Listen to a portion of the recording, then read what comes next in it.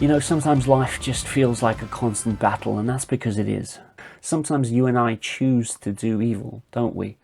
We aren't perfect people. We are a mix mash of good potential and evil potential.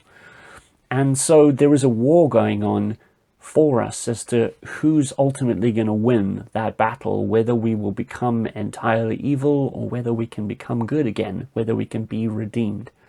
And this is the story that the Bible lays out from beginning to end, a story between God and the devil, a story between good and evil, a story between people who will place their trust in God for salvation and people who just pay no heed to God at all and would sometimes even be open to embracing things that they feel or know to be evil, maybe because it's fashionable, or maybe because it suits their needs, or maybe because their hearts are really darkened.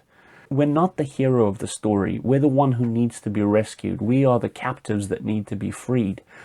Well, the good news is that there is a plan of salvation. God's plan of salvation involves a hero who comes like a stone that stands against the evil tide. Now, the stone is an image in the Old Testament of something you can rely on. A cornerstone or a tested stone is this image of something that's secure when things come against it, particularly the storms of life or the storms of perhaps evil itself. It's an idea of like a fortress, and it's something that we can rely on when evil comes against us. And this is a picture of God's Savior, the Messiah, Jesus, the one who came to defeat evil and death once and for all on our behalf and to rescue us. This is a picture of a place where he is in control, where he is protecting us, a place that in the Old Testament is known as Zion. It's almost like the ideal place. It's what we would refer to as Christians as heaven, the idea of a place where God is on the throne and in control and where justice reigns.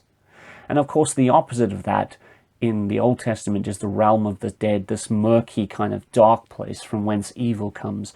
This idea of hell that we have today is somewhat based in this ancient idea of the realm of the dead.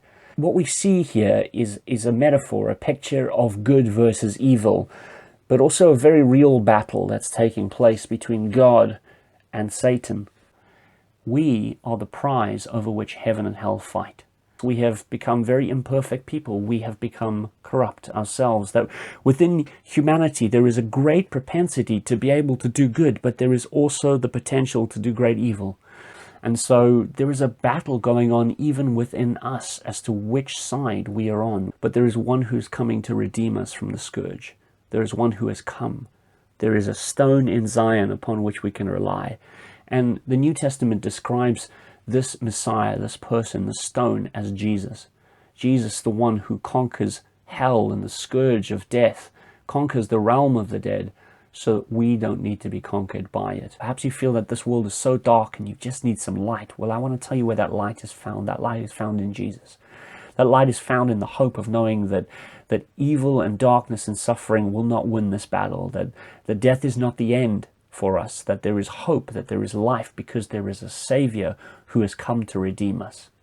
And if you can believe that, you can begin to be changed. You can begin to pick a side. You can begin to become an ambassador of the kingdom of heaven, one who fights for good, not for evil, one who resists evil whenever they can.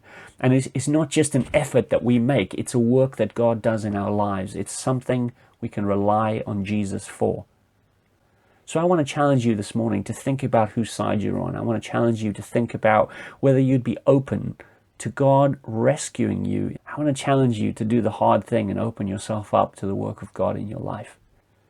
You know, when you offer yourself up fully and completely today to do the will of Jesus, to follow Jesus, to allow him to lead you to safety, your battle could look completely different. I'm not going to say your life is going to be easy. It's not easy being a person of faith, but it is meaningful, and it gives meaning to the battle of everyday life. And when you know that you are following one who is ultimately fighting for good, who is fighting for justice, who is redeeming people from captivity and setting their lives free, then the battle that you have to live every day can be worth it. Would you take a stand with Jesus in this battle? Would you acknowledge that he is the King, that he is the hero of the story and that you need rescuing? If you can do that today, why don't you just pray right here and right now, wherever you are, that Jesus would come into your life and redeem you from the darkness that you face and lead you to become what you've always been created to be, a citizen of heaven.